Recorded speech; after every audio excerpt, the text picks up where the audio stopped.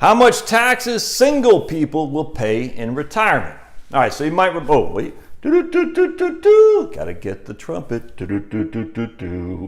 That's the PVC clarion call. When you got the PVC clarion call, it's a half inch. When you got the 3/4 of an inch, when you got the PVC clarion call means you got to stop what you're doing and pay attention. Eyes up front, your old buddy Josh. All right.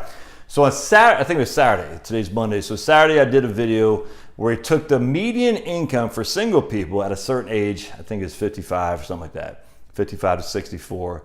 We gave them a 20% kicker because the people who watch this channel are just a better class of people, just a better class. We're sophisticates, you know what I'm saying? And then we took out, so let's just say $70,000 was their gross income. Then we took out federal taxes, we took out state taxes, and we took out FICA. We did not take anything for 401k contributions. And what they were doing is they were bringing home about $58,000 a year. All right. Now remember, Social Security, you pay taxes on the first penny you receive. You pay tax on your gross income and Social Security. You don't pay tax on the net after state and federal income taxes. You pay tax on the first amount. Just keep that in mind. Anyway, so at the end of the day, there's $70,000 salary, whatever it was, I can't remember. Netted them $58,000. So what we're trying to do is say, okay, on $58,000, we're going to figure out how much Social Security they were going to get first and foremost, and then we're going to figure out how much money do we need to give us $58,000 on top of Social Security. So what we did is we crunched the numbers, and Social Security was going to give us about 55% of our $58,000 net. I hope that makes sense. All right, so again, they made roughly $75,000 gross after taxes. They're walking home with $58,000. Then we took the Social Security benefit they're going to get on $75,000, and that we figured out that Social Security benefit was 55% of this total net income.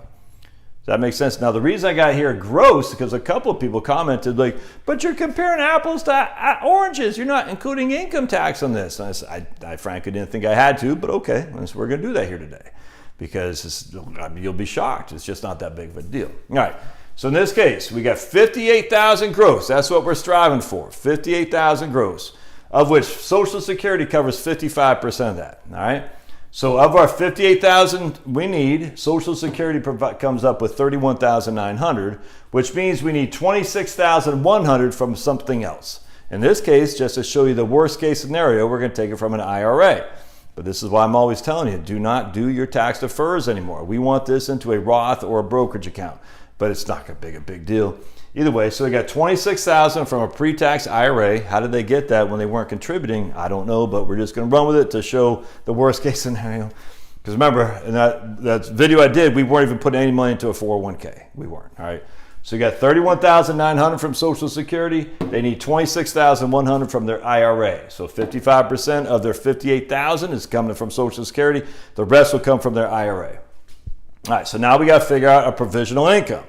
The provisional income is how much of our Social Security is subject to taxation. So we take half of this amount, as half of our Social Security amount, which is $15,950. We add to our IRA distributions, which is $26,100. So our provisional income here is $42,050. All right, $42,050. Now what we do is we say, okay, we come over here. Of our provisional income, because we're single, the first $25,000 is not taxed of that provisional income. The next $9,000 is taxed at a 50% tax rate. And again, when I say tax, this isn't the tax you pay, but in terms of figuring out how much of Social Security will be subject to tax. So the next $9,000, $4,500 is subject to taxation.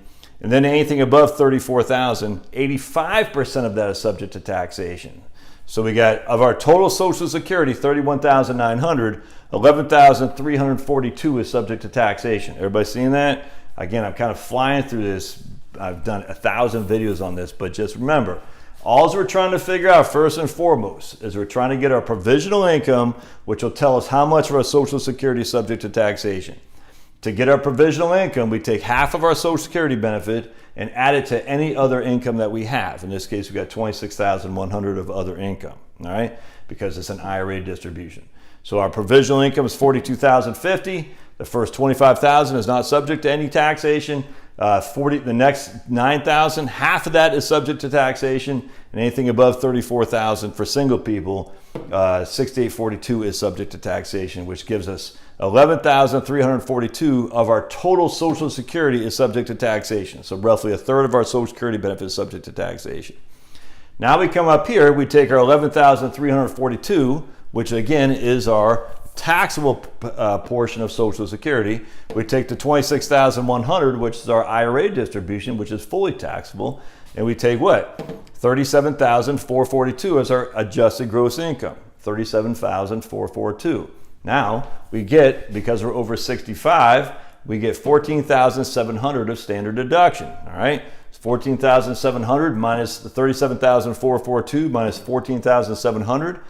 Our gross income, I should say, our taxable income in this case, our TI taxable income is 22,742. Again, we have $58,000 of gross income. Our taxable income is only 22,742, man. That's pretty good. Why? Because only a third of our Social Security is subject to taxation. And really, when you factor in this, 12,000 of that is subject to taxation because of standard deductions. So we look at the tax bracket.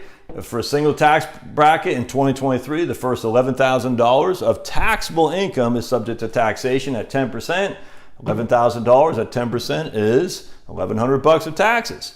The next amount from 11 to 45, that's subject to 12% tax rate. Well, we have 11,000 here because again, our AGI our taxable income is 22,000. The first $11,000 is taxed at a 10% bracket. The next $11,742 is taxed at a 12% bracket. That's $1,409 plus $1,100. Our total taxes are $2,500. $2,500 on $58,000. Let's see if I can reach my trusty calculator. Yes, I can. Yes, I can. So we take $2,500, 09 divided by 58,000. And we're in a 4.3% effective tax rate. And if you live in Georgia, most states are not going to pay any income tax on this. Look at that. Now, we can easily show you if this money came from a Roth or we'll just do it real quick. We're going to have this money coming from a brokerage account. We'll just say instead of 26,100, watch this, we're going to have $5,000 of capital gains, just for giggles here. Why? Because we know that capital gains we know that if it's coming from a brokerage account, and we're not even going to do a Roth. Well, let's just do a Roth for heaven's sake. I'm just going to show you. So we know for a fact we have we'll just do it from a Roth. So there's 0 distributions here. Nothing, because it comes from a Roth. I mean, we're taking a distribution, but because it's from a Roth, it doesn't show up in the 1040. It's completely silent cow. 0. So our total provisional income is $15,950. Well, the first $25,000 of provisional income is not subject to taxation. So our provisional income is 0 here. Our taxable Social Security is a big fat goose egg. We take this big fat goose egg, we put it up here, 0. And we have no IRA distributions because it comes from a Roth, so we have no taxable income. We don't owe AGI, no taxable income. We pay nothing. You can make that fit.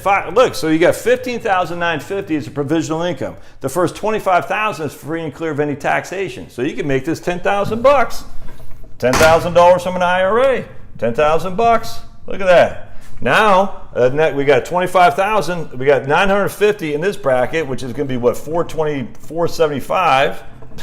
$475 of taxable Social Security. We got $10,000 IRA distribution. So I hope this makes sense. So we got $475 right here, $475 plus a $10,000 IRA distribution because we got $10,000 from an IRA. The first $11,000 of our AGI is we get right there. The first standard deduction. We got 14,700 standard deduction. Our standard deduction is greater than this amount right here. We pay no tax. That's why you pay your taxes now while you can afford it, man. I tell you, when you're in retirement, taxes are a big hit. Pay it now. But Josh, I don't care. I don't care. The reality is if you have less taxes in retirement, you have less of a liability. And I hope this makes sense. Love to hear your comments. We'll see ya.